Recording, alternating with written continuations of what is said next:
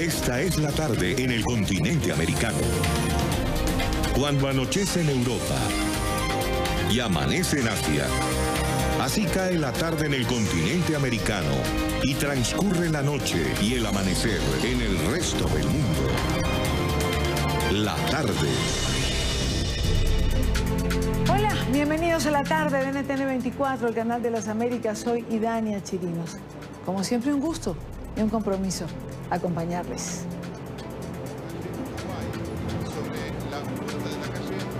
No le pusieron... La que está del otro lado, que es la que utiliza habitualmente. De látex, con todos los cuidados que hay que tener, porque es un procedimiento donde nosotros lo estamos viendo, bueno... Esta es la imagen del día. Corresponde a los allanamientos a las propiedades de la expresidenta de Argentina, Cristina Fernández, que se dan en medio de un gran despliegue de periodistas y de policías. El objetivo, buscar pruebas contra la exmandataria que es investigada por presuntamente integrar una red de sobornos durante los gobiernos de los Kirchner, es decir, el de su esposo Néstor Kirchner y el gobierno propio.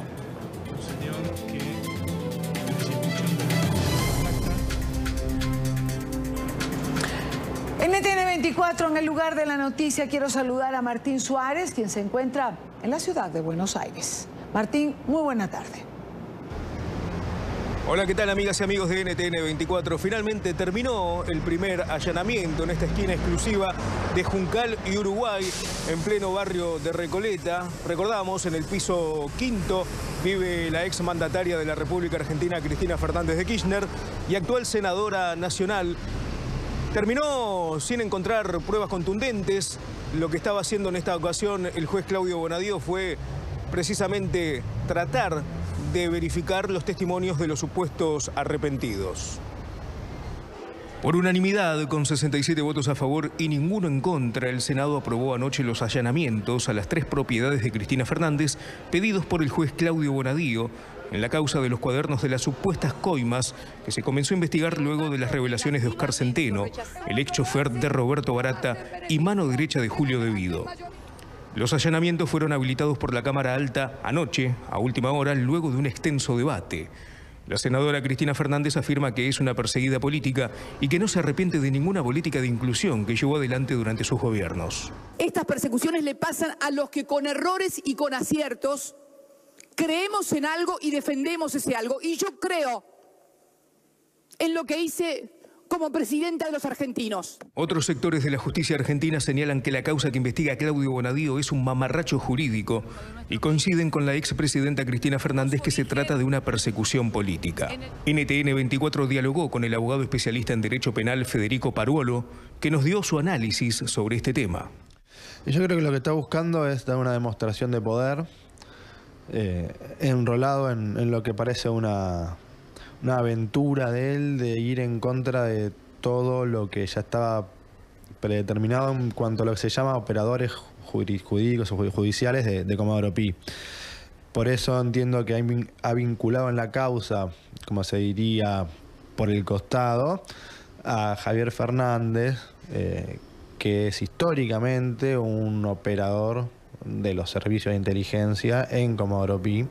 Minutos después de haber comenzado el allanamiento, Carlos Beraldi, uno de los abogados de la expresidenta Cristina Fernández, denunció que por orden del juez Claudio Bonadío, la policía impidió que ingrese al domicilio donde se realiza el allanamiento, lo que lo convierte en un procedimiento ilegal. Asimismo, Beraldi advirtió que pedirá la nulidad de este allanamiento y exigirá la petición de un juicio político contra Claudio Bonadío. Y mientras se desarrollaba de una manera absolutamente normal y colaborando nosotros con el procedimiento, por disposición del juez Bonadío me fue obligado retirarme del domicilio y evitar que yo, como abogado defensor, controle el procedimiento. Doctor, en este momento se está consagrando una clarísima arbitrariedad e ilegalidad del procedimiento que contraría expresamente lo que el Congreso de la Nación ayer aprobó. Ahora todo, como siempre, queda en manos del magistrado Claudio Bonadío, quien deberá determinar en las próximas horas si sigue imputada la exmandataria Cristina Fernández de Kirchner o si avanza en la causa y la procesa. Esto fue todo desde aquí. Continuamos con ustedes desde el Centro Internacional de Noticias. Hasta luego. Gracias por el informe. Cuando son las 6-7 minutos en Buenos Aires, precisamente quiero saludar en esta parte del programa al diputado argentino por el partido Frente Renovador, Alberto Asef, quien se encuentra con nosotros justo allí en Buenos Aires. Diputado, bienvenido. Gracias por estar aquí. Buenas tardes a ustedes. Muchas gracias por el llamado. Diputado, mucha gente se pregunta qué sentido un allanamiento anunciado con tanto tiempo de anticipación.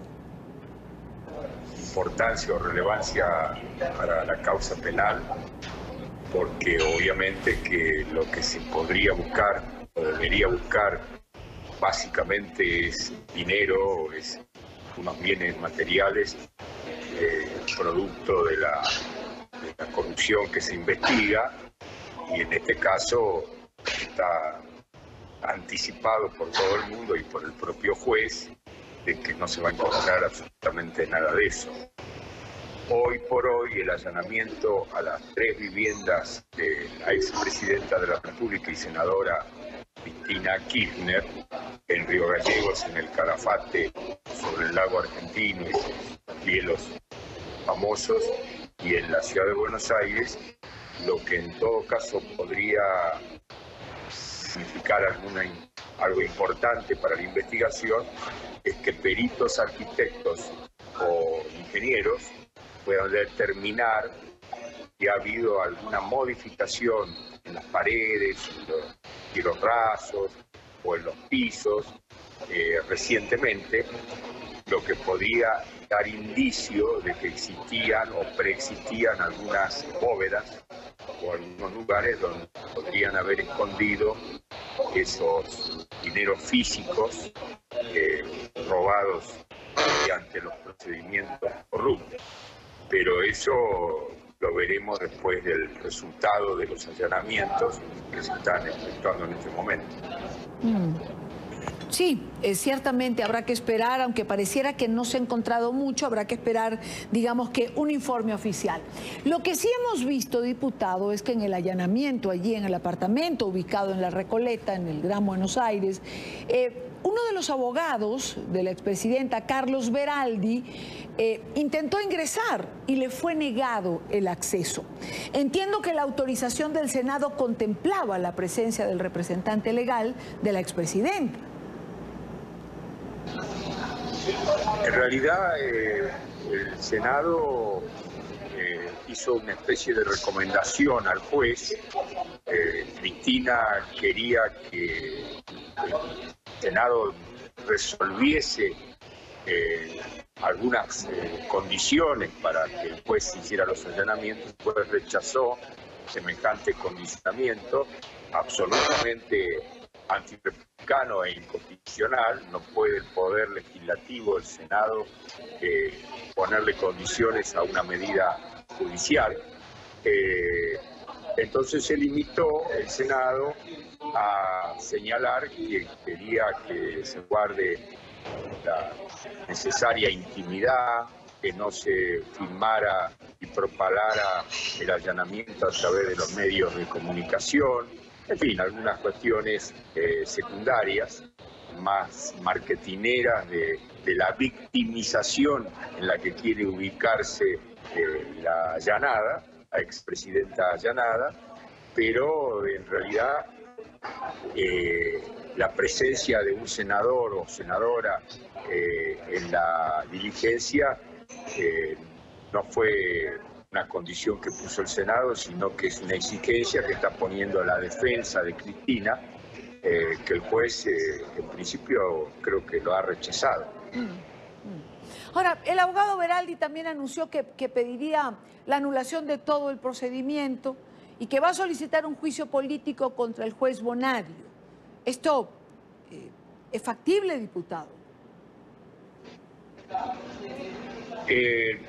La defensa de la expresidenta insiste en llamar al juez el juez enemigo y dice que tiene una enemistad manifiesta con la expresidenta, omitiendo de que en definitiva debe conocer la audiencia de las Américas que el juez, antes de ser magistrado, era un militante y fue funcionario del gobierno peronista de Carlos Menem. Es decir, que no estamos frente a un antiperonista o a un hombre que viene de las filas de la oposición al peronismo.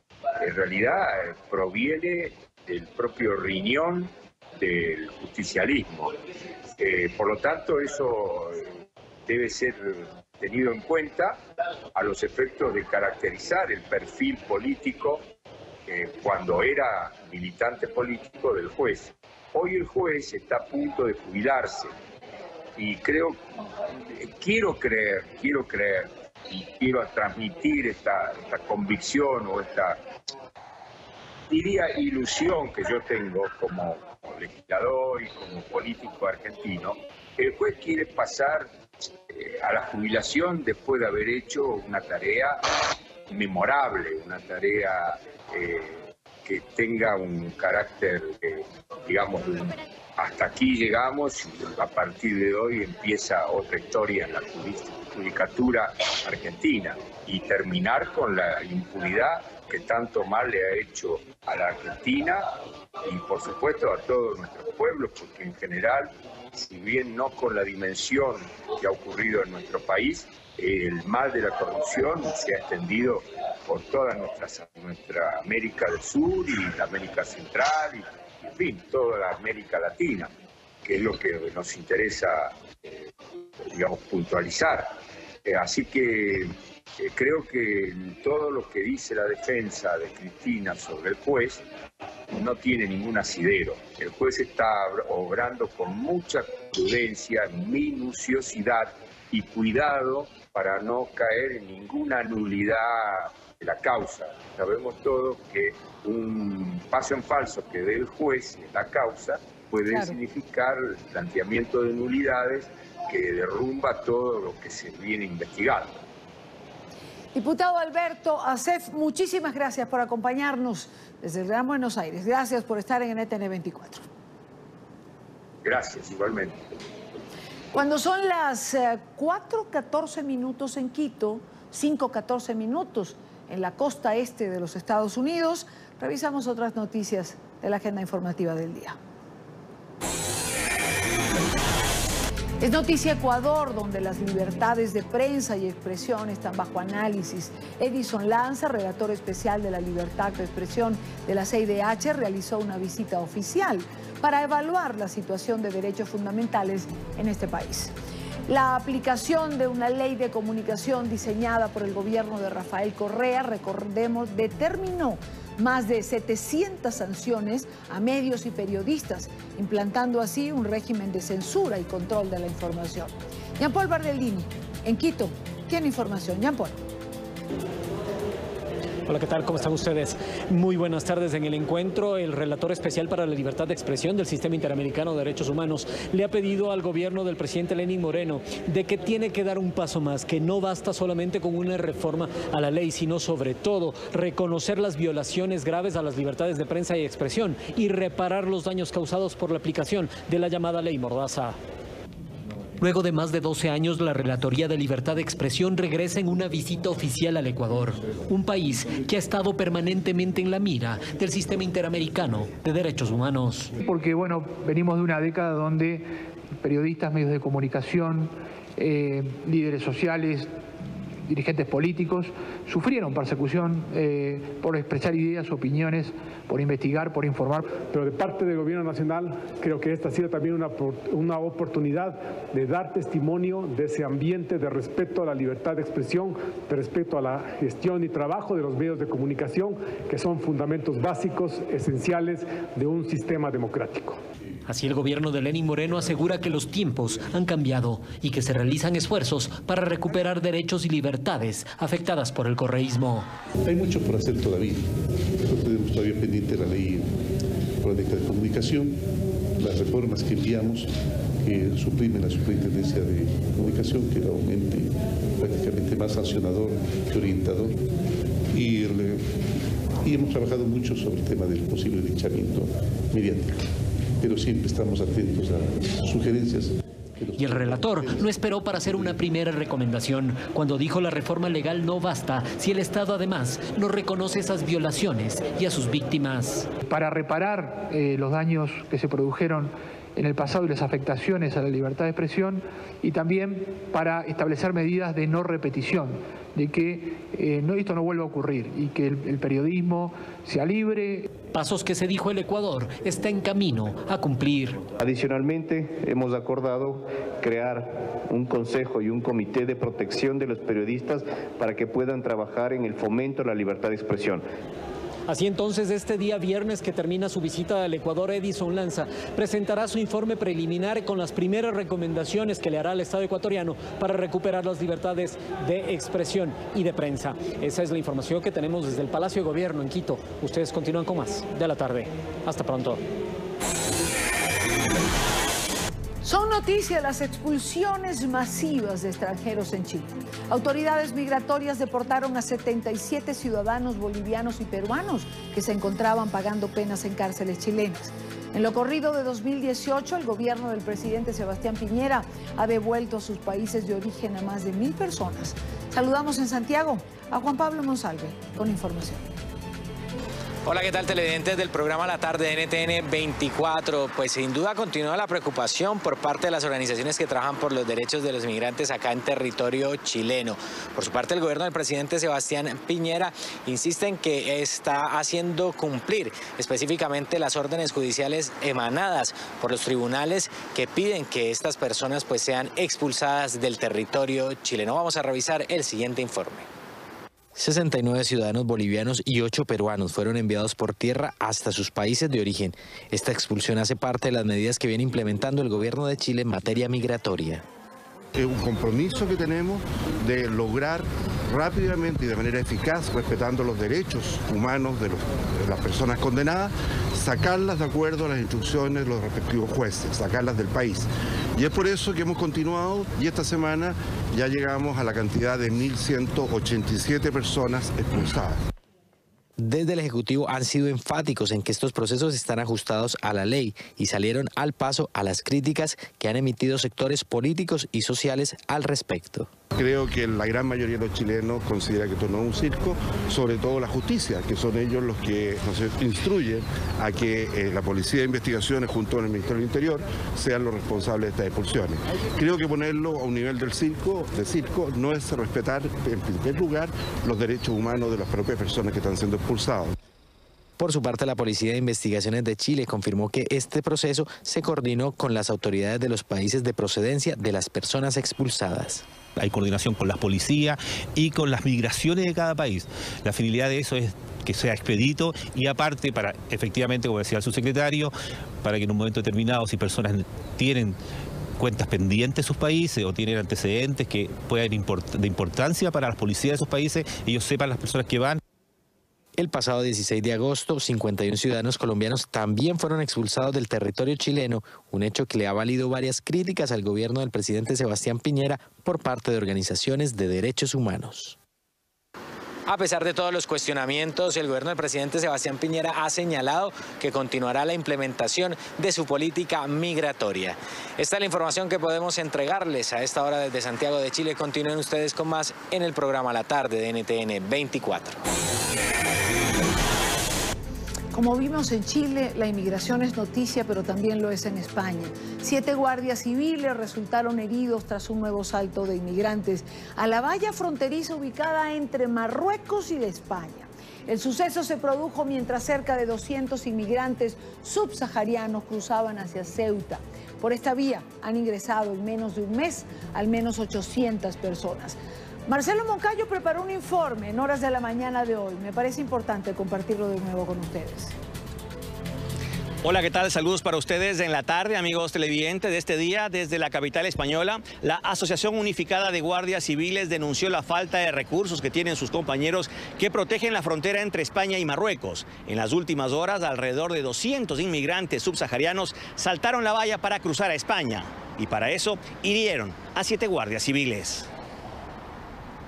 En la ciudad fronteriza de Ceuta, 7 guardias civiles resultaron heridos en el último salto a la valla que separa esa ciudad española de Marruecos por parte de inmigrantes subsaharianos que buscaban llegar a España huyendo de la violencia y la falta de recursos que se vive en varios países africanos.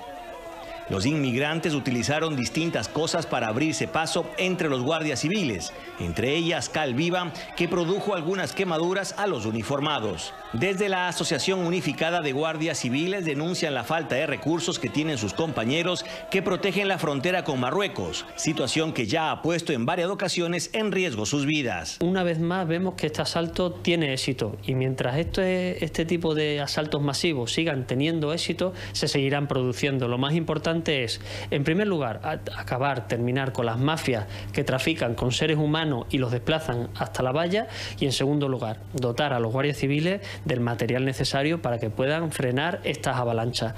Las heridas que han recibido los guardias civiles son básicamente son moratones, golpes, algunos han utilizado elementos punzantes y tiene algún pinchazo, pero sobre todo, y lo que nos preocupa, es que se ha vuelto a repetir los mismos hechos que a finales de julio. Han utilizado cal viva, ácido sulfúrico, es decir, elementos tóxicos que han arrojado directamente contra los guardias civiles, produciéndoles quemaduras en la espalda, en los brazos, en la cara y algunos con molestias en la visión también, fruto de estos agentes químicos que utilizan. Y esto nos preocupa porque están produciendo lesiones en los guardias civiles y nos tememos algo peor en un futuro.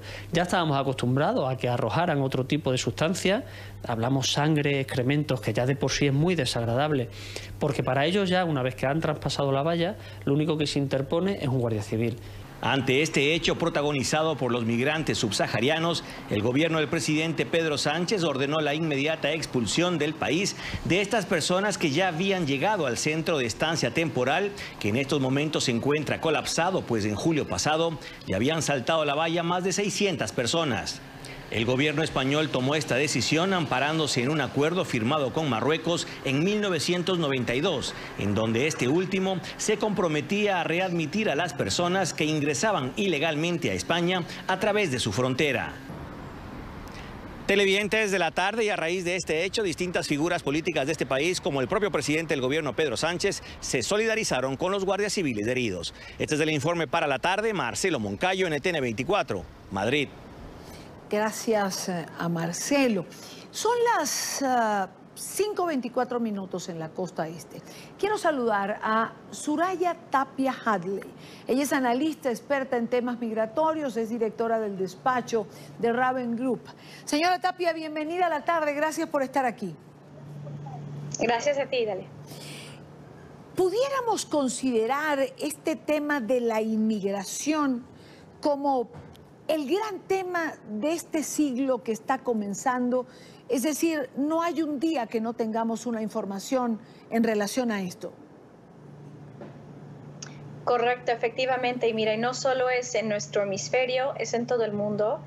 Empecemos por nuestro hemisferio. Yo acabo, de hecho, recientemente de ser voluntaria en la frontera de Texas con Estados Unidos con México, donde a diario yo estuve ahí 8 días en un centro que recibe a inmigrantes, a gente buscando asilo y refugiados, donde diariamente pues un centro en una ciudad que recibe más de 200 personas por día y sin cesar, y así lleva trabajando desde el 2014. Pero como este centro en Texas, hay decenas de centros en Europa, en el Medio Oriente, en Asia. Vemos crisis igualmente de inmigración, tanto de los refugiados de Siria, que hasta la fecha siguen evacuando ese país. Países como Jordania, que ha sido el país que más ha aceptado a refugiados de Siria. Países europeos, también tenemos la crisis aún de las guerras de Irak y Afganistán de la década pasada, que siguen refugiados por todo el continente, tanto europeo como estadounidense. Y por otra parte también tenemos crisis en nuestro propio hemisferio, ¿no? La inmigración que hemos visto de haitianos a la República Dominicana, y ahora estamos viendo, claro, también gente buscando asilo o oportunidades en Colombia, ya sea de Venezuela o gente de Ecuador también en otros países.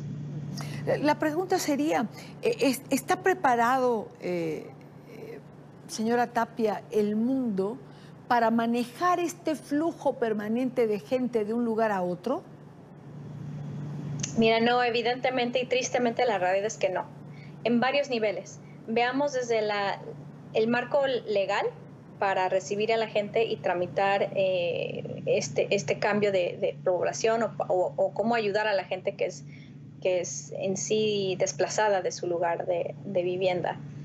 Las leyes en la mayoría de países en todo el mundo no conducen a que sea un trámite ni fácil ni barato el poder aplicar para asilo o para refugiado o como inmigrante económico.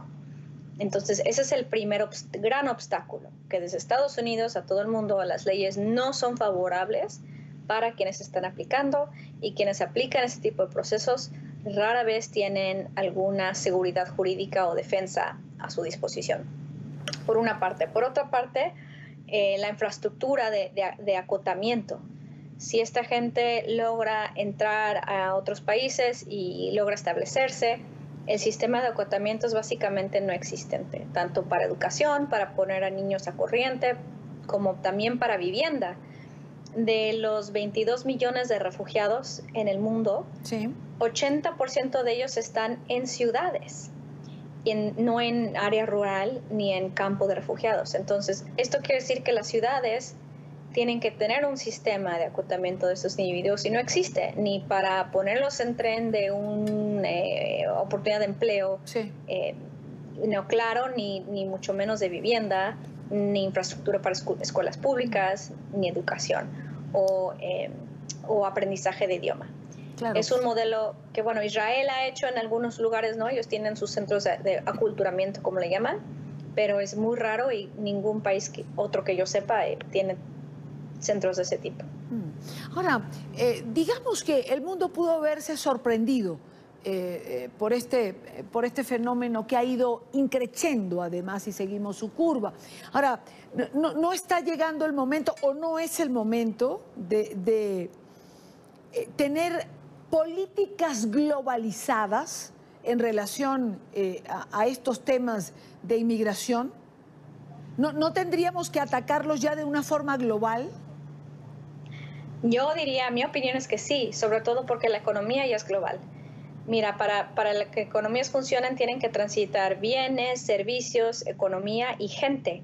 Y hasta el momento la economía global solo se enfoca en los primeros tres, no en el último cuarto, que es las personas.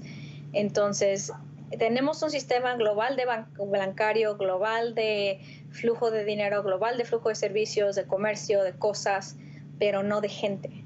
Y eso es un grave problema, que es el primer obstáculo, ¿no? Entonces yo creo que sí es momento, sobre todo dado que la demanda existe por todo el mundo para distintas aptitudes, pero no hay manera de mandar esa labor o esa contribución de un país a otro sin una infinidad de burocracia y problemas. Claro, y si no se está preparado para manejar toda esta circunstancia migratoria que estamos viendo en el mundo, tampoco se está preparado para manejar otra que viene exactamente en paralelo, llega con la otra, que es la xenofobia y los problemas que la xenofobia está generando ante la presencia de los inmigrantes. Correcto, ese es el impacto político, ¿no? Ese vemos ya el último elemento, que es el político, y ese no se ha lidiado porque en vez de educar a las poblaciones sobre los inmigrantes y sobre las situaciones en otros países, en vez de educar, lo que hacen muchos políticos, y estamos viendo tendencias en Europa del Este, tendencias muy derechistas en Estados Unidos, ciertamente, y en otros países que utilizan, políticos que utilizan a inmigrantes como el monstruo, como la razón de todos los males, y es una herramienta desafortunadamente muy efectiva para que la población pueda soltar sus frustraciones, enojo o cualquier cosa y culpar a inmigrantes sin tener toda la información, ¿no? Indebidamente. Claro. Y es lo que estamos padeciendo tanto en Estados Unidos como en otros países. Así es. Por eso estamos viendo este apogeo de políticas derechistas en tantos continentes. Lamentablemente una cosa está conllevando a la otra. Muchísimas gracias. Quiero agradecerle el tiempo de verdad por haber estado con nosotros. A ti, como siempre. Muy buena tarde. Gracias.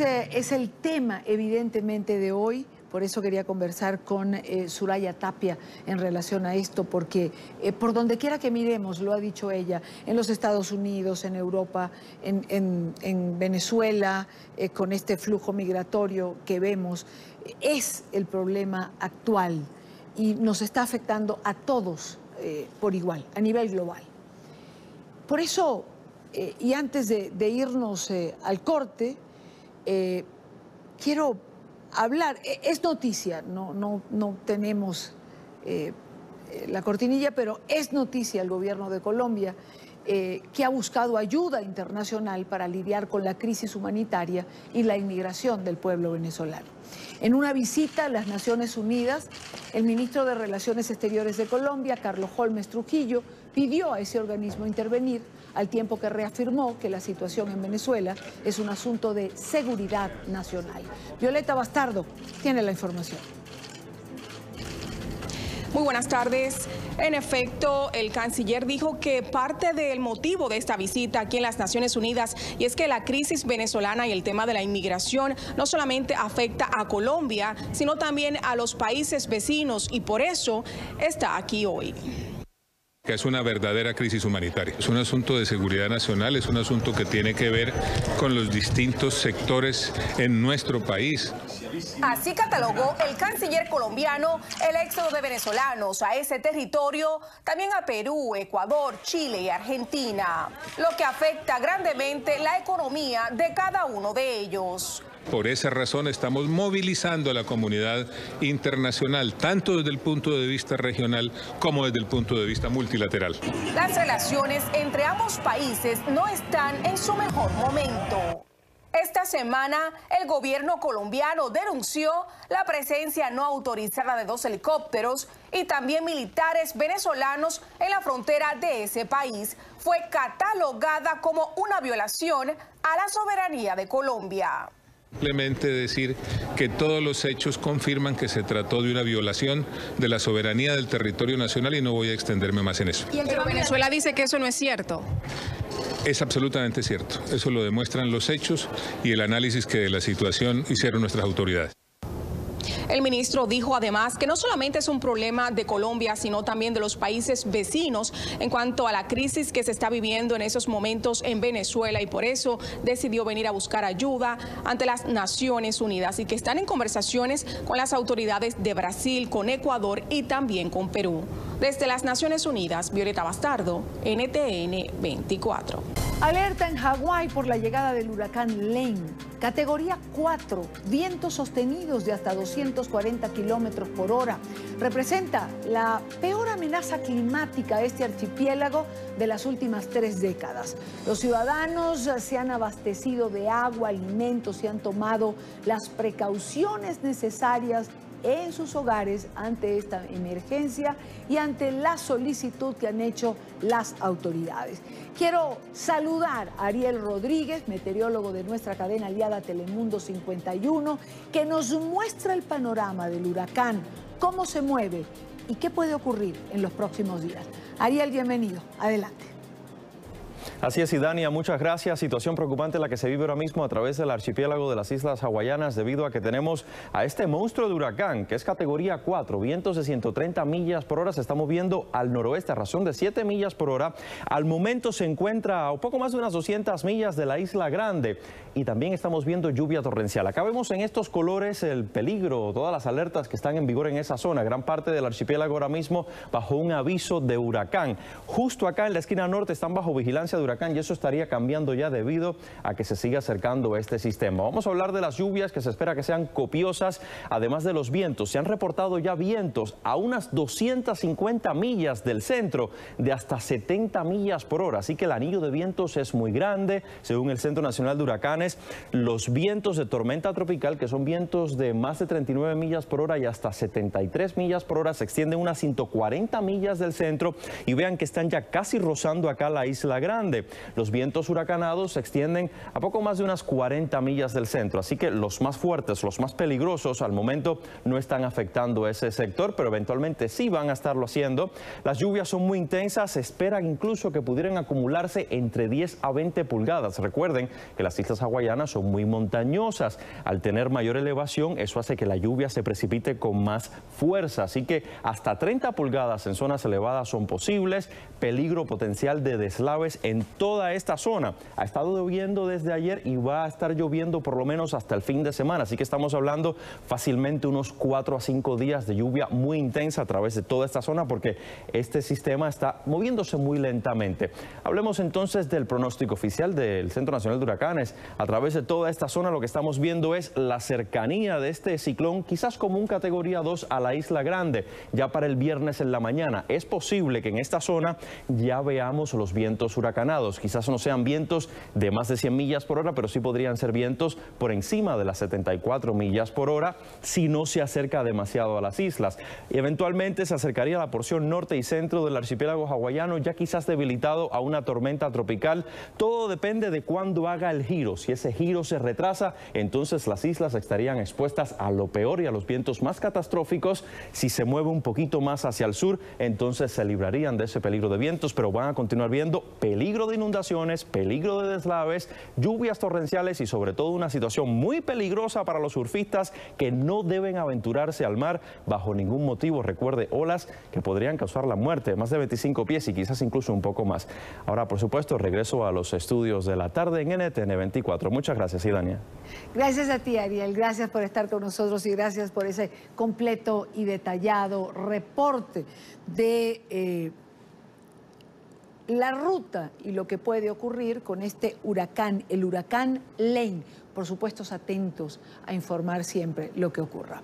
Y a propósito de amenazas climáticas, la Agencia Federal para el Manejo de Emergencias, FEMA, por sus siglas en inglés, reconoció que perdió 12 contenedores en Puerto Rico con alimentos y medicinas para damnificados del huracán María. Durante una rueda de prensa, un portavoz de la agencia dijo que localizaron 6 de los 12 vagones extraviados y aseguró que no toda la mercancía que había en ellos pertenecía a FEMA. Sin embargo, no precisó cuánta ayuda de la agencia federal se ha perdido. Y en otro orden de ideas, el presidente Donald Trump es nuevamente protagonista de la portada de la revista Times. Con el agua hasta el cuello, así refleja la publicación al presidente de los Estados Unidos, intentando mantenerse a flote en una oficina oval inundada, situación que describe con la frase "en lo profundo". La portada hace alusión a los recientes problemas judiciales que ha enfrentado el círculo más cercano al mandatario. La publicación estará en el mercado el próximo 3 de septiembre. Y hablando del presidente Trump, la ciudad de Los Ángeles, y por segundo año consecutivo, demandó a su administración debido a que el gobierno federal no ha dado los recursos que corresponden al Estado por no apoyar las medidas antiinmigrantes. Mauricio Cárdenas tiene información. Mauricio. Y Dania, saludos para ti. Continúa la pelea entre la ciudad de Los Ángeles y la administración del presidente Donald Trump. Por ser ciudad santuario, es decir, que Los Ángeles protege a los inmigrantes indocumentados, la administración Trump se niega a darle cerca de $1 millón en recursos para combatir las pandillas. Dice la ciudad de Los Ángeles que no tiene sentido, si Trump se queja de las pandillas, de los inmigrantes, de los delincuentes, que no les dé el dinero para que la ciudad lo combata. Y todo porque Trump dice que quiere que Los Ángeles no sea una ciudad santuario que proteja a los inmigrantes. Hablamos con el fiscal de la ciudad de Los Ángeles y eso fue lo que nos dijo.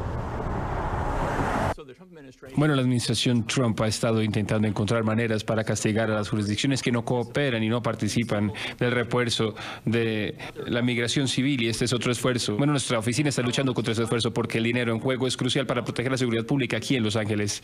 La administración dice que los inmigrantes ponen en riesgo la seguridad pública, y lo opuesto es lo cierto. Las jurisdicciones que tienen bastantes números de migrantes no ven ningún incremento en el crimen. De hecho, hay poblaciones que cometen crímenes a una tasa menor que en las poblaciones nativas. La administración está equivocada en sus políticas y se equivocan y es errado tratar de imponer estas condiciones que podrían minar la seguridad que el presupuesto intenta promover. Y por supuesto que las organizaciones pro inmigrantes han opinado sobre este hecho.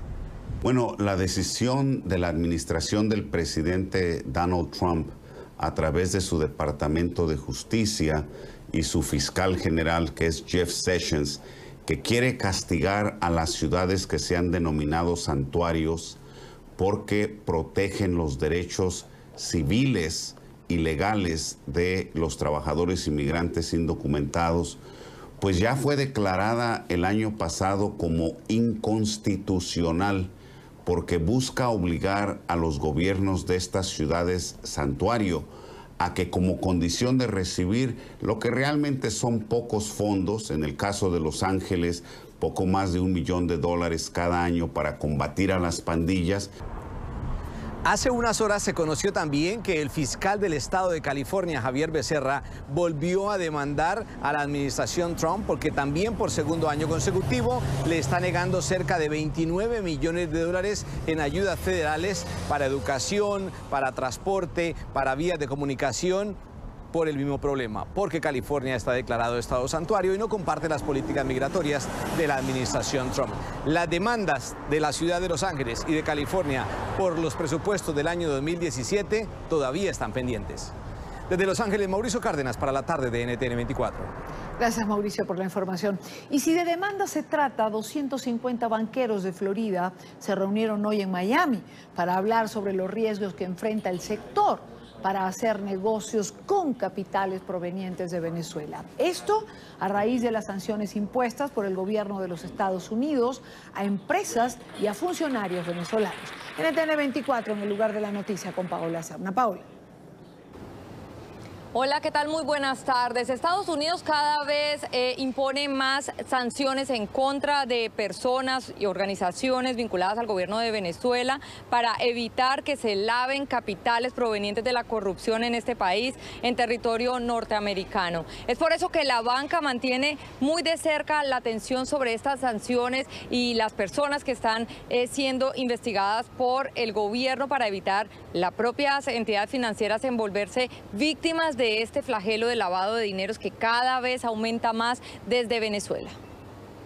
Y para los bancos aquí en los Estados Unidos es muy complicado porque ellos están mirando y ven transacciones que nada en la cara de la transacción señala que hay posibilidad de problemas con las sanciones, pero cuando empiezan a investigar la transacción, pedir soporte, documentos, facturas, ven que hay problemas con las sanciones porque es una extensión de crédito al gobierno de Venezuela que no se puede procesar aquí a través de los Estados Unidos, o PDVSA. Que los banqueros aquí tienen que tener dos gorras.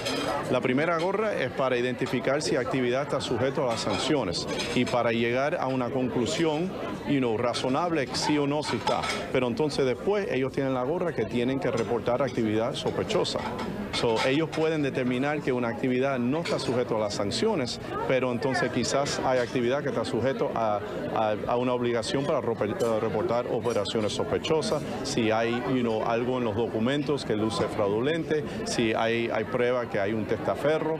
Eso es el problema aquí en la banca, que ellos tienen que no solamente identificar el riesgo, pero tienen que determinar si la actividad está sujeta a sanciones o si hay una obligación de reportar actividad sospechosa. Muchas de las cosas que deben hacer los clientes es preparar casi, yo he asistido a clientes en hacer eso, prepararle casi un informe al banco sobre su historial, de dónde vienen sus fondos, porque la fuente de sus recursos es muy importante para los bancos, con quién hace negocios, todas esas cosas que para que el banco sepa en sí que pueden hacer, que se pueden tener confianza en esa cuenta. El problema aquí para la banca en tema de sanciones es un concepto de strict liability. liability. Eso señala que si la actividad se procesa por la banca y el banco mete la pata, se equivoca y lo procesa, y esa actividad sí estaba sujeta a las sanciones, hay una violación de ley y el banco puede estar expuesto a una multa, una sanción. Como consecuencia de estas medidas que ha interpuesto el gobierno de Estados Unidos para realizar negocios con personas o con compañías provenientes de Venezuela, muchos bancos del estado de la Florida y en general de los Estados Unidos han decidido no seguir realizando ningún tipo de transacción comercial con este país. Desde Miami informó Paola Serna para NTN 24. Son las 6:05 en Caracas, Venezuela. Detenido el gerente de una importante cadena de automercados precisamente allí. El comerciante fue esposado, sacado a la fuerza de uno de sus negocios por presuntamente violar los precios oficiales de los productos de la canasta básica impuesto por el régimen. Nicolás Maduro amenazó con cárcel a quien se atreva a cambiar los costos de los alimentos. Oliver Fernández tiene un informe. El gobierno no ha dicho cómo reactivará el aparato productivo del país, tampoco cómo acabará con la hiperinflación. Lo que sí es cierto es la amenaza hacia los comerciantes que violen los precios regulados. Esos precios el pueblo tiene que hacerlos respetar. La clase obrera tiene que salir como fiscales a las calles, hacerlos respetar. Y ustedes me dicen, ¿quién viola los acuerdos para mandar el SEBIN y meterlo preso, compadre? El primer comerciante detenido salió de esta cadena de automercados en Caracas.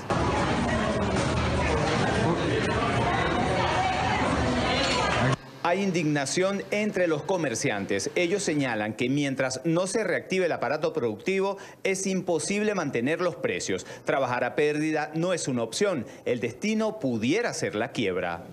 No hay, consiguen precios regulados. ¿Qué tendría que responderle, por ejemplo, al presidente cuando dice que a los comerciantes que no respeten los precios regulados, pues le va a mandar el SEBIN? No, pues si él nos vende regulado, le venderemos regulado. Pero si no compramos sobreprecio, ¿cómo vamos a vender así? Tenemos que tener un margen de ganancia. Y por lo menos el que no lo obligan a vender regulado, cierra las puertas y no hay más mercancía. Tienen que producir más. Habiendo producción, bajan los precios, pero si no hay producción. Los ciudadanos, en definitiva, son los más afectados. Creen que las medidas económicas generarán el colapso y el sueldo de 1.800 bolívares soberanos, equivalentes a $30, se convertirán en sal y agua frente a la hiperinflación. Que nos dejen ya en paz, que ya yo creo que más pobreza no pueden traerle al país. Más tristeza y más desolación no le pueden traer al país. ¿Qué es lo que quieren? Me dan ganas de llorar lo que te digo. Porque es muy bravo lo que estamos viviendo y no nos lo merecemos. Esa es una forma de evadir la responsabilidad grande que tiene con el pueblo venezolano, porque va de todo, porque la responsabilidad de todo esto es de ellos. ¿Por qué no le piden el impuesto y el dinero a los que están robando? ¿Por qué no asume su responsabilidad como hombre? La Confederación de Trabajadores de Venezuela califica al carnet de la patria como un arma de chantaje que pretende ser utilizada no solo para el subsidio del sueldo mínimo, sino para el suministro de medicamentos. El carnet de la patria es una aberración contra el ciudadano, contra los derechos humanos. Pero hay una realidad que tenemos que buscar la manera de cómo damos una respuesta a esto, porque tenemos personas, inclusive, que trabajan conmigo y me dicen, jefe, mira a votar, pero yo lamentándolo mucho tuve que sacarlo porque si no me dan la insulina para mi mamá. La Superintendencia Nacional para la Defensa de los Derechos Socioeconómicos seguirá supervisando los comercios en Venezuela.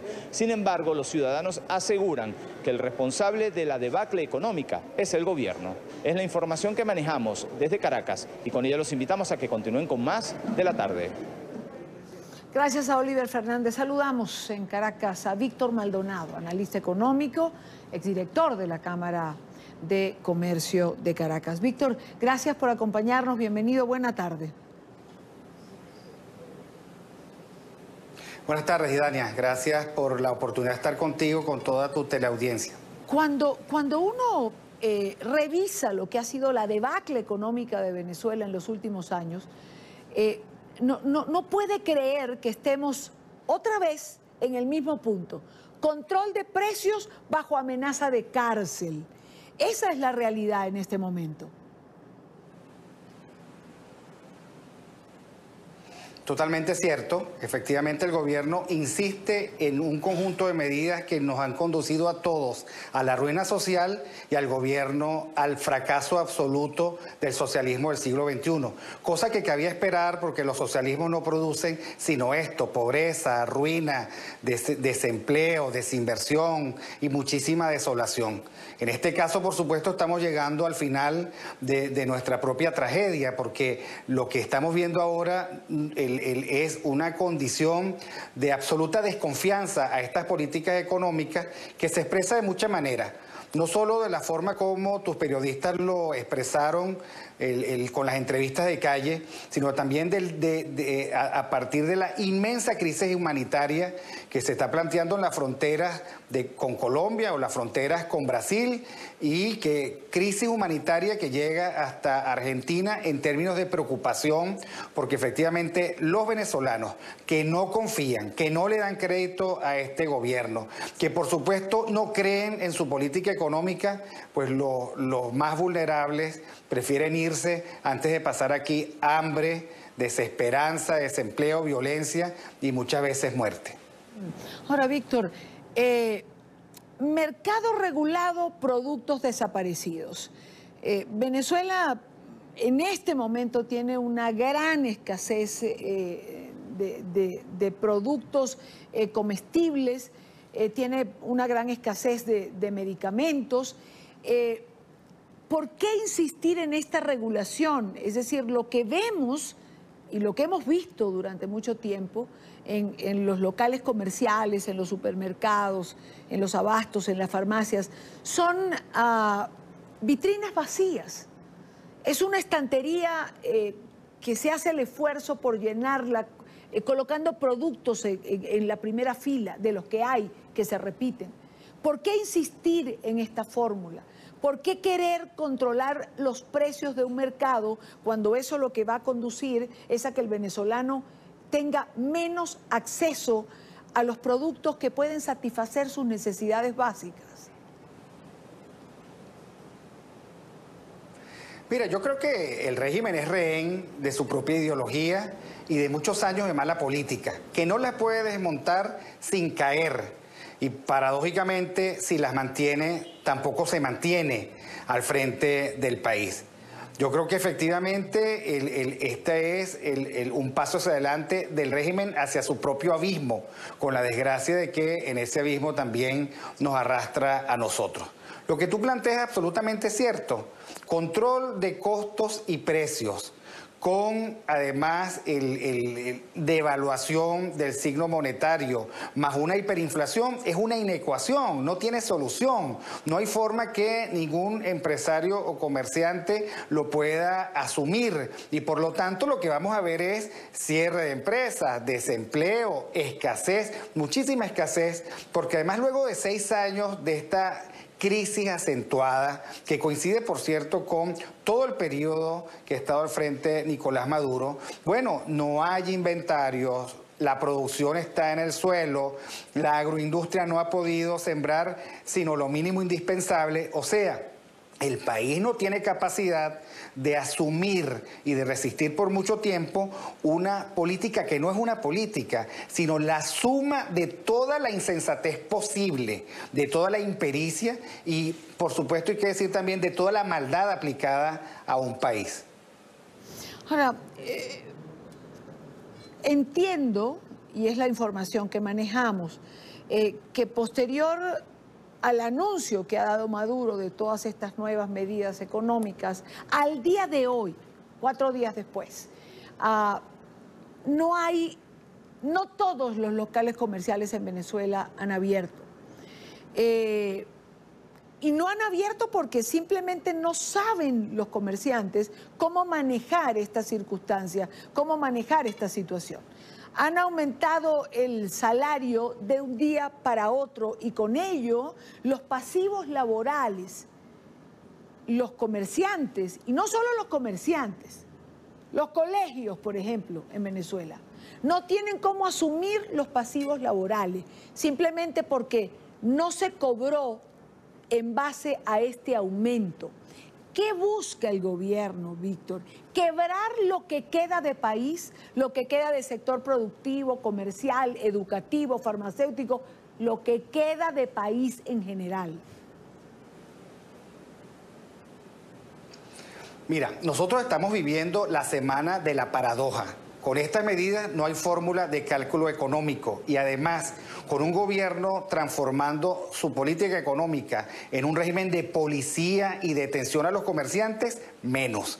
Ahora, ¿dentro de qué lógica se mueve el gobierno? Dentro de la lógica del perdedor radical, de aquel que sabiéndose perdido, absolutamente fracasado, no se conforma con retirarse sin antes destruir al entorno o al país que tiene por delante. En esa está el régimen. El régimen sabe que no tiene cómo. Un régimen que no tiene reservas internacionales, que colapsó la industria petrolera, que no tiene cómo garantizar la operatividad del sistema interconectado eléctrico nacional, que no puede garantizar agua potable, que no permite ni sembrar, ni tiene, digamos, seguridad alimentaria, un régimen que no da medicinas, un régimen que no puede controlar la huida frenética de los venezolanos por la frontera, está perdido. Ahora, ¿cuál es la decisión de un perdedor radical? Destruir en su salida lo que queda de instituciones y lo que queda de economía. Esa es la trama del gobierno y por supuesto contra esa trama está toda la capacidad de resiliencia de los venezolanos que estamos aquí, toda la capacidad de resistencia de un sector empresarial que está muy golpeado, que por lo menos en una porción va a seguir dando la pelea, y de unos ciudadanos que no tienen ninguna otra opción que no dejarse arrastrar en este camino a la locura que el régimen quiere instrumentar porque se ve perdido, porque esa coalición es tan inestable como uno la ve, que está perdiendo además respaldo de las Fuerzas Armadas también y que además está totalmente cercada por la comunidad internacional. Ahora, Víctor, ¿qué es lo que vamos a ver en los próximos días? Es decir, hay la gente que se preocupa por el problema venezolano, los que seguimos a diario lo que en Venezuela ocurre. ¿Qué vamos a ver en los próximos días? ¿A quién se le va a echar la culpa en esta oportunidad de... Ya yo no sé cómo adjetivarla, con catástrofe económica, debacle económica? Ya creo que hemos usado todos los adjetivos que conocemos. ¿A quién le va a echar el gobierno la culpa en los próximos días cuando comencemos a ver que nada de esto funciona? Bueno, mira, lo primero que hay que decir que el responsable es el socialismo del siglo XXI y su principal administrador, que es Nicolás Maduro, ¿ok? Que por supuesto ha generado el antisentido, la insensatez de transformar un país condenado a la prosperidad en un país abandonado a su suerte, condenado a la pobreza y al dolor. ¿Qué vamos a ver en lo inmediato? Vamos a ver un régimen envalentonado porque lo único que tiene en exceso y en abundancia es la capacidad de represión. Vamos a ver muchos espectáculos en donde al sector privado se le confisca y a los gerentes se les pone preso, porque estamos viviendo un policial socialismo de la peor factura, degradado, que ni siquiera se puede comparar con el padre legítimo de esta criatura terrible que es Cuba. Vamos a ver muchísimas empresas cerradas, vamos a ver más desempleo y vamos a ver mucha más presión en las fronteras de ciudadanos que desesperados quieren irse de esta desgracia.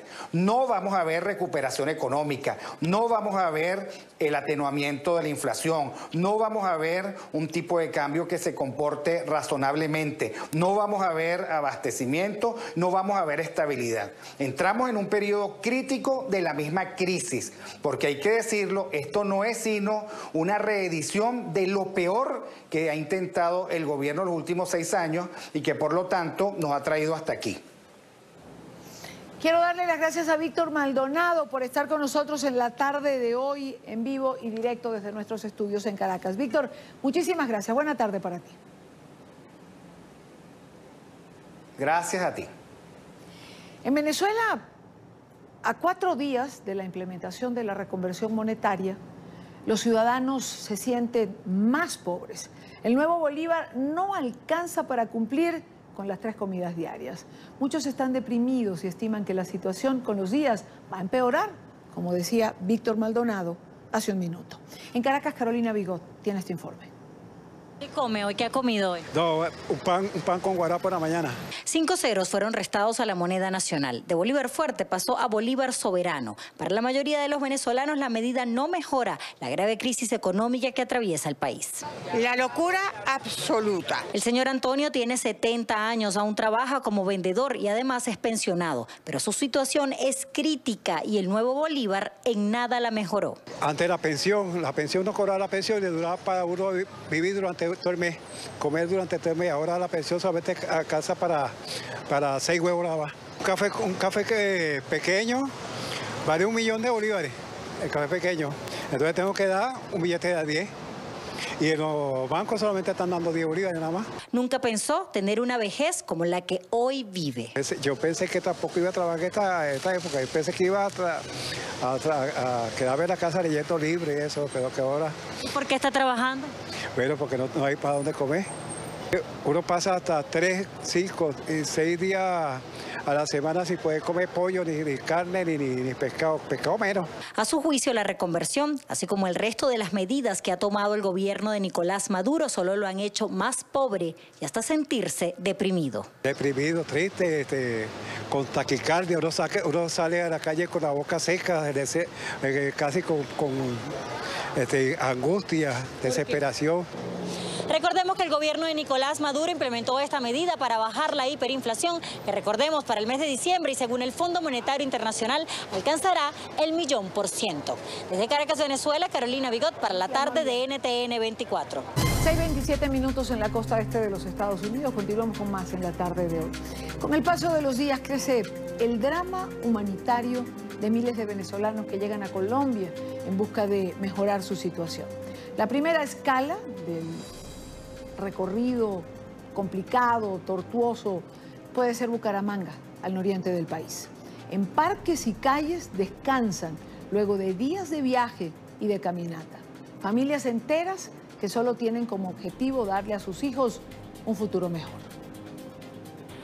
Sin más acompañantes que su fortaleza, estas jóvenes madre e hija emprendieron el largo viaje desde Venezuela hasta Colombia. Tras la difícil travesía tienen otra misión muy importante, cuidar y proteger a los pequeños integrantes de la familia. 3 niños, uno de ellos un bebé de solo 3 meses. Es horrible porque a veces llueve y estamos aquí, tenemos que salir corriendo para donde hay un techito, que no tenemos real, entonces hay gente que nos ayuda. La crisis en el vecino país les cambió la vida. Por eso Yusdeli con su bebé, sus 2 hermanos menores y su mamá intenta llegar a la zona cafetera. Pero antes estas mujeres cuidan de todos los peligros a los niños. En la noche yo prefiero que ellos sean los que duerman y sí duermo, o sea, me echo mi dormidadita y eso, pero trato de estar pendiente porque me da como miedito pues que vaya a ver a alguien corriendo, que vaya a venir algún loco, no sé. Están en el Parque del Agua. Allí reciben comida y bebida. Buscan unos pesos para poder alcanzar en Pereira a otros parientes. Allá está mi papá, que él tiene un trabajo y allá podemos estar. Yusdeli y Laura tienen la difícil misión de seguir el largo recorrido con los niños y encontrar un lugar donde puedan empezar de nuevo. Y en Cali, al suroccidente de Colombia, según las autoridades, cada día llegan 400 venezolanos. Algunos buscan trabajo, otros recursos para seguir su camino hacia la frontera con Ecuador. Son muchas las mujeres que hacen la travesía con sus pequeños hijos, como veíamos en la nota anterior. El sufrimiento de Lini Cedeño, de 29 años, solo una madre lo puede entender. Ha recorrido calles, montañas y páramos desde Venezuela hasta Cali con su bebé de 4 meses en brazos. Caminar y caminar y caminar y que no tenga nada para darle comida a él. He sufrido mucho. Llegó a Cali hace 5 días. Dejó a sus hijos de 10 y 12 años a cargo de su mamá para tratar de sobrevivir en Colombia. Toda mi familia está en Venezuela, toda. Me vine porque no estamos muriendo de hambre. Linis hace parte de los cerca de 400 venezolanos que, según la alcaldía, llegan a Cali diariamente. Por eso la arquidiócesis hizo un llamado para declarar la emergencia humanitaria. Mucha gente está regresando del Ecuador y del Perú hacia Cali. Y Piares, que es muy frío. Bogotá es muy frío. En Cali uno puede dormir bien bacano, bien chévere, aunque en un parque. La respuesta de la administración municipal a la petición fue negativa. Yo pienso que aquí no puede haber soluciones unilaterales o exclusivamente de una ciudad. Esto es un problema nacional e incluso es un problema internacional. Según la alcaldía de Cali, este año han llegado al menos 40.000 venezolanos. Ante la decisión del gobierno de Perú de exigir pasaporte a partir del sábado, miles de venezolanos se apresuran para ingresar a ese país.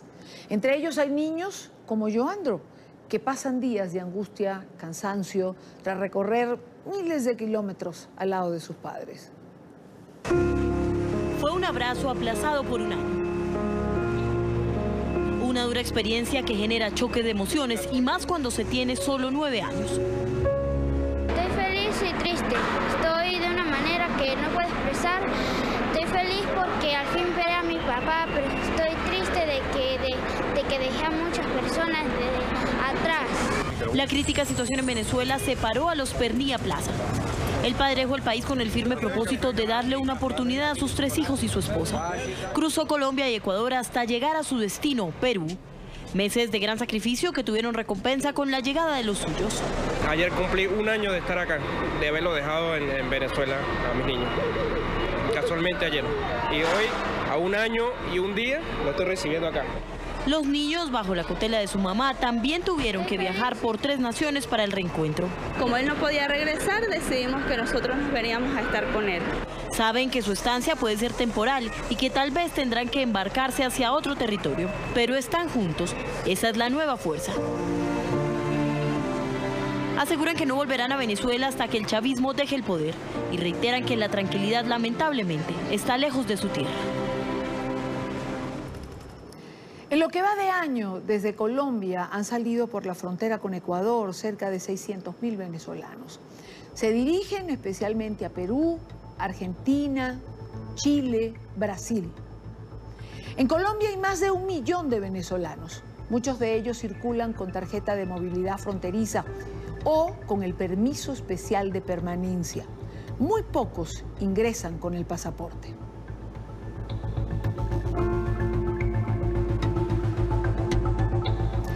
Para Migración Colombia, esas decisiones de solicitar el pasaporte aumentarán el paso ilegal por las trochas. El hecho de solicitar o no este tipo de documento no va a parar este fenómeno migratorio. Lo único que va a generar es una migración irregular, una migración informal, porque si bien es cierto, pues no van a pasar por los sitios autorizados, sí van a pasar por las diferentes trochas. En el sur, la frontera con Ecuador, se registra otra cara de esta difícil situación. Venezolanos que intentan seguir su ruta hacia Perú y hacia Chile. Ni el cansancio por las largas horas de camino a pie con su pequeño, ni el hambre y la angustia ante la falta de dinero pesan tanto en Mari Lara, joven venezolana de 27 años, como el dolor por dejar a su familia, a su patria. Migramos de nuestro país con toda la tristeza del mundo, porque, bueno, la situación no nos deja. La situación en nuestro país no nos deja, no nos permite vivir allá. Ilenia Maita es otra madre venezolana que se aventuró a salir de su país con su bebé de tan solo 8 meses para reunirse con su esposo en Lima, Perú. Muy difícil porque hay que caminar con el bebé, las maletas, por lo menos mis maletas ya se rompieron. Como ellas, son centenares de mujeres con sus hijos que hacen largas filas en los puntos migratorios de Colombia y Ecuador para tramitar el ingreso y empezar de nuevo en un país desconocido. Esta es una panorámica de una más de las que hemos presentado en este programa y prácticamente a diario del éxodo venezolano. Un éxodo que se hace incontenible, un éxodo que en cifras, yo tengo las mías particulares y pienso que alcanza en los últimos años aproximadamente 5 millones de venezolanos. Hace 4 años hablábamos de 2,5 millones de venezolanos en el exterior. Al día de hoy, con estas imágenes que vemos cotidianamente de venezolanos saliendo, ese éxodo tiene que ubicarse en unos 5 millones y medio aproximadamente.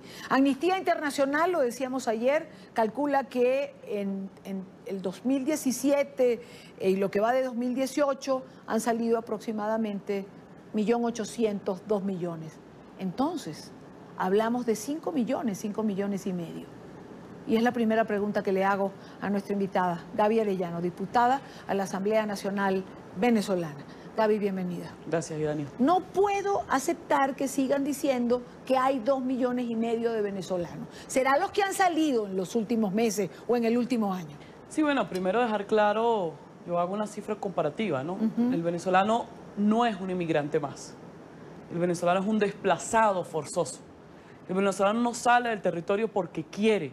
El venezolano sale porque lo obligan, porque huye con miedo a morir de hambre, con miedo a morir de mengua en un hospital o con miedo porque la inseguridad te asesine. En Siria, un país en guerra, en 5 años han salido 6 millones de sirios. En 5 años. En Venezuela, las cifras que manejamos de la Asamblea Nacional, en 3 años ya superamos los 4 millones de venezolanos. Es decir, en volumen, en densidad y en tiempo, son más los venezolanos que han salido de territorio venezolano que los sirios que han salido en un país en guerra. Y aquí yo particularmente llevo ya meses diciéndole a la comunidad internacional y desde la Asamblea Nacional la necesidad de activar protocolos internacionales. ACNUR tiene los protocolos para atender este flujo tan alto, que dejó de ser un éxodo masivo, que dejó de ser una migración gigante y pasó a ser un desplazamiento forzoso porque es día y noche, por los pasos oficiales y por los pasos no oficiales, que en toda la América, porque no solamente Colombia, que es la que recibe el primer impacto, es toda la América la que tiene un flujo de venezolanos que ya no solamente lo hacen por carro, lo hacen caminando, días, horas, semanas, atraviesan países enteros caminando. La gesta que hizo Bolívar en nuestra época de la independencia, hoy la hacen miles de hermanos para buscar qué comer, para buscar un mínimo de calidad de vida, un mínimo de las cosas básicas que requiere un ser humano, que lamentablemente un sistema tiránico y una dictadura oprime al pueblo venezolano por eso. Quiere decir que hoy no podemos llamar un éxodo masivo, no lo podemos llamar una simple desplazamiento, es una crisis de refugiados. Lo que sucede en Venezuela ya pasó de crisis humanitaria en sus estándares básicos, es una emergencia humanitaria compleja que requiere de la atención y el concierto y la actuación de toda la América Latina y de todo el planeta, porque lo que es Nicolás Maduro hoy no es solamente una amenaza para los venezolanos, es una amenaza para la tranquilidad de todo el continente y de todo el hemisferio, y es allí donde yo llamo a todos los gobiernos, a todos los demócratas, que solicitarle pasaporte a los venezolanos es no entender el complejo de la crisis que vive el pueblo venezolano. De 10 venezolanos que salen por el puente Simón Bolívar, solo 4, en el mejor de los casos, tienen pasaporte. La mayoría pasa con la cédula de identidad, la mayoría pasa con la tarjeta de movilidad fronteriza o pasa sin documentación por los caminos verdes, como se llaman coloquialmente, como trocha. Es decir, tener un pasaporte no es un requisito que cualquier venezolano pueda tener, porque el sistema que hay en Venezuela hasta eso te vulnera, hasta eso te pisotea, no tener la documentación requerida. Solicitarle a un venezolano en cualquier parte de América Latina el registro policial o los antecedentes penales es imposible de tenerlo, no porque los venezolanos seamos delincuentes y no podemos tener un registro policial, no, es que el sistema judicial en Venezuela no existe en ningún sentido de la palabra, no hay un registro policial. Yo puedo contar aquí con propiedad porque estuve en Lima, casualmente cuando sucedió la detención de estos delincuentes de la banda del Tren de Aragua. Y me contaba el ministro del Interior y el canciller con el cual me reuní que de 400.000 venezolanos que hay en Perú, que entraron solo en el 2018, cifra desde el 1 de enero del 2018 a 31 de julio del 2018, 400.000 por registro que ya tiene el gobierno de Perú, solo 72 venezolanos han cometido algún delito y ya están privados de libertad. Y estos 6 que agarraron del Tren de Aragua, que los agarraron no porque tuviesen un registro policial en Interpol o en alguna de las instancias de seguridad, sino porque hicieron seguimiento a este delincuente que estaba haciendo fechorías en Lima y por el Twitter del susodicho, él tenía colgado cómo degollaba, cómo asesinaba, cómo cometía crímenes a la libertad de la policía en Venezuela y no había un registro.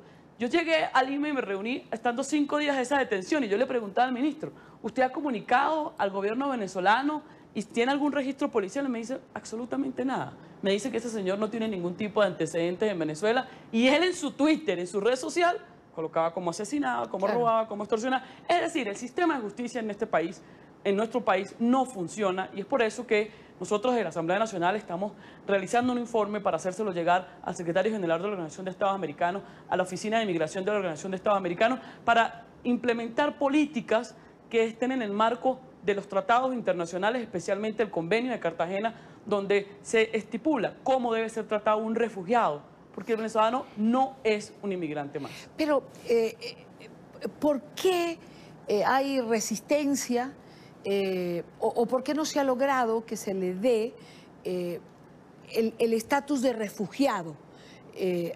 Así, es que es complicado, es decir, no todos los migrantes quizás tengan que ser calificados de refugiados, pero esta última ola, que siempre lo digo, lo decía ayer con la gente de Amnistía Internacional, yo pienso que es la ola migratoria del desespero. O sea, la gente está saliendo de Venezuela desesperada.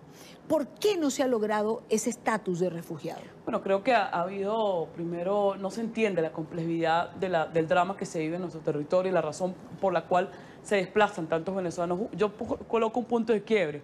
Después del 20 de mayo, el venezolano que sale del territorio sale en condiciones totalmente desprotegidas, no tiene ni documentación, no tienen ni siquiera maletas, ya salen con maletas, salen con una simple mochila a buscar suerte fuera del territorio venezolano y es nuestro llamado desde la Asamblea Nacional, lo hemos dicho, lo estamos documentando, nosotros estuvimos no solamente el estudio que hemos hecho acá en Colombia, en Bogotá, sino también en Buenos Aires, una cifra de 300.000 venezolanos, toda esta cifra, Idania, nos la dio la Oficina Nacional de Migración de Argentina, 300.000 que la comparación... Que están registrados, además. Aquí quiero hacer una explicación. 300.000 que ingresaron, toda esta cifra que voy a dar, de 1 de enero a 31 de julio del 2018, dadas por el director general de cada país de migración. Caso Argentina, 300.000, de los cuales solo 100.000 están en trámite de legalización. O sea, 200.000 están sin documentación requerida. En Perú, 400.000 y solo 179.000 están en proceso de obtener el permiso temporal de permanencia. En Colombia hay un ingreso, una cifra de 1.500.000 hasta finales de julio y de los cuales solo 800.000 están en proceso de papeles. En efecto, el venezolano no quiere vivir en una carpa, el venezolano no quiere ser una carga para los países donde llega, el venezolano quiere trabajar y para trabajar lo primero es tener una documentación requerida. Y el venezolano que sale quiere, anhela, sueña que en el momento que haya libertad en nuestro país, retornar al territorio. Es por eso que el llamado a la comunidad internacional va en dos planos. Uno, que esta crisis de refugiados sirva para aumentar el acelerador en la presión internacional, en la diplomacia y en la atención humanitaria, porque este flujo tan alto de venezolanos desplazándose por toda la América es también el desplazamiento de enfermedades endémicas como sarampión, difteria, mal de Chagas, y otras enfermedades, que no lo digo yo, lo dice el informe de los cascos blancos, que duraron 6 semanas trabajando en la frontera del norte de Santander y en 6 semanas recibieron 3.200 emergencias de venezolanos, hasta partos atendieron en pleno puente internacional Simón Bolívar. Bueno, 3 niños venezolanos nacen por día en Brasil. Cruzan la frontera para ser atendidas las madres venezolanas porque pues simplemente no tienen dónde parir. Yo recojo lo que decía la autoridad de Cali en esa entrevista que ustedes hacían. No es una decisión unilateral, no es de un gobierno, no es de un alcalde, ni siquiera es de un presidente.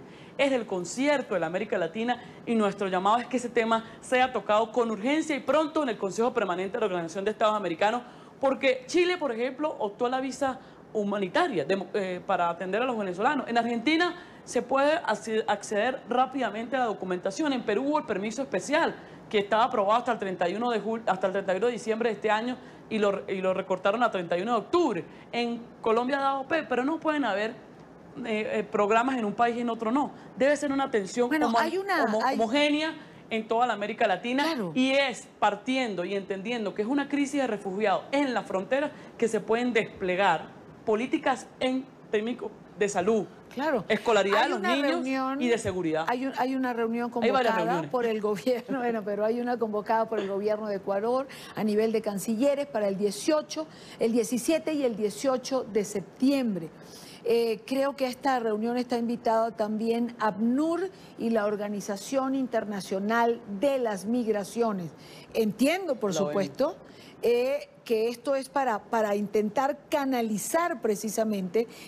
Yo creo que se retrasaron o quizás subestimaron el impacto. Exactamente, subestimaron el impacto o la magnitud de la tragedia. Porque al final sí, yo lo he dicho, subestimaron la magnitud de la desesperación. Y Dania, los corredores humanitarios se han instalado desde 1992 en el mundo, solamente cuando se han dado dos casos, cuando hay guerras, conflictos bélicos armados o cuando hay catástrofes naturales. En la Convención de San Remo, en 1994, se estableció que no solamente en estos dos casos se deben atender asistencia humanitaria, sino cuando hay una población vulnerable. Y es por eso que yo aboco al protocolo internacional de un corredor humanitario para todo este flujo de desplazados, porque el ciudadano venezolano es una población vulnerable, el que está dentro del territorio y el que está saliendo. Y yo creo que si entendemos como demócratas del mundo la complejidad y el impacto y le damos una reinvención y una política holística a este drama, podemos salir ganando los venezolanos que salen del país de manera forzosa por persecución política, por el hambre, por alguna enfermedad o por inseguridad, y salen ganando los países receptores. Argentina, y puedo resaltar, que tiene políticas integrales, está aprovechando esa mano de obra profesional calificada de médicos para repoblar a su territorio y atender a políticas de deficiencia sanitaria que ellos tenían. Y además toda la América Latina la tiene. Sí, y están llamando a médicos venezolanos en Argentina porque hay trabajo para ello. Me queda poco tiempo, porque los minutos se van rápidamente. Entiendo que estuviste en Buenos Aires, en Quito, en Lima. El lunes pasado estabas en el puente Simón Bolívar, allí en la población de Cúcuta, para este informe que se está preparando. Quiero preguntarte algo. De todo lo que viste, ¿qué te impresionó más? Porque siempre hay algo que a uno o lo conmueve. Bueno, ya a mí me conmueve todos los días todas las cosas que tenemos que pasar en el programa, pero siempre hay algo que a uno lo marca, lo mueve. Bueno, yo puedo decirte, Dania, que yo conozco esa frontera desde que soy niña, pues soy del Táchira. Sí. Y he ido a ese puente en millones de oportunidades y cada vez que voy el impacto sigue siendo muy fuerte. La mirada, el venezolano que sale caminando, arrastrando ese puente, cada día sale con más miedo, sale con mucha incertidumbre, y algunos con los que hablé me decían, vengo de caminar 9, 10 días, porque hoy los medios pueden reflejar lo que caminan después de que pasan el puente, pero es que para llegar al puente tienen que caminar 9 o 10 días, y uno me comentó y me dijo, diputada, tengo 10 días sin comer nada, pura agua, 10 días sin comer nada, pura agua, y venía nada más y nada menos que de San Carlos, Idania, de San Carlos, Idania, y es allí donde yo creo... ¿San Carlos de Cojedes? De Cojedes. Para nuestra teleaudiencia, llegar al Táchira, Cojedes es un estado llanero al centro de Venezuela, y tiene que caminar hasta el Táchira, la frontera con Colombia. En carro son 9 horas de San Carlos hacia San Antonio, caminando son casi 10 días.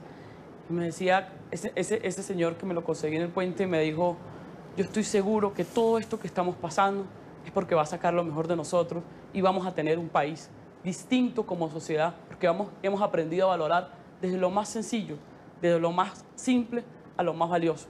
Allí que yo creo que hoy, en este momento tan duro que se está viviendo y después de todos estos anuncios, que vale destacar no son políticas económicas, es un plan para destruir ese país que hoy todos amamos y protegemos, y es el llamado a actuar desde afuera en el concierto internacional y desde adentro con la presión popular para poder salir del tirano. Porque todas estas políticas que se puedan implementar no son la solución. La solución es que haya un demócrata en Miraflores y retorne la libertad a nuestro país para todos volver a retornar. Yo soy exiliada en estos momentos, pero no ceso un minuto, Idania, un segundo de mi vida por luchar, por ver en mi país ese reencuentro y ver en ese puente, esa Venezuela llegando apostando a la reconstrucción de nuestra nación. Alguien me decía en algún momento, no recuerdo quién exactamente, que el exiliado venezolano, el migrante venezolano, se diferencia de todos los demás porque se levanta cada día de su vida pensando en el momento en que va a regresar a Venezuela. Podemos dar fe de que eso es cierto. Gracias por estar aquí. Llegamos al final de la tarde de hoy. Gracias por habernos acompañado en nuestras entrevistas, en nuestra página web, ntn24.com. La que acabamos de sostener con Gaby Arellano, diputada venezolana, igual está ahí en nuestra página ntn24.com, o también la pueden ver en la repetición del programa a las 12 de la noche, hora Colombia, 1 de la mañana, hora Venezuela. Nuestras cuentas de Twitter en pantalla, con información en tiempo real. Les espero mañana a la misma hora para compartir, debatir, analizar la agenda informativa del día. Gracias a todos.